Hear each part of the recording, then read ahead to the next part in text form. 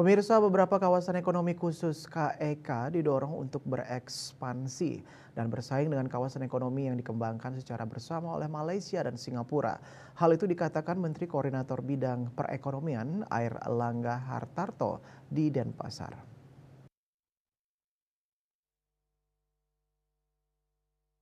Dalam acara Knowledge Sharing and Networking Event dengan topik Shaping the Future Economy AI and Semiconductor di KEK Kura-Kura Bali dan Pasar Minggu, Airlangga mengatakan setidaknya ada beberapa KEK di mana lokasinya berdekatan dengan dua negara tetangga tersebut, yakni KEK Nongsa Batam dan KEK Galang Batang Bintan Kepulauan Riau yang terus dikembangkan untuk terus diperluas termasuk ekosistem industri berbasis intelijen artifisial. Seperti diketahui, Malaysia dan Singapura tengah membangun KEK lintas batas pertama di Asia Tenggara yang diberi nama Special Economic Zona Johor Singapura.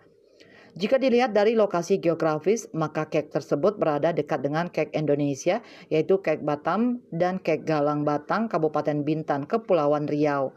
Airlangga mengatakan pemerintah kini terus membangun KEK Batam dan Bintan untuk menarik investasi di sekitar kawasan tersebut, termasuk pengembang semikonduktor.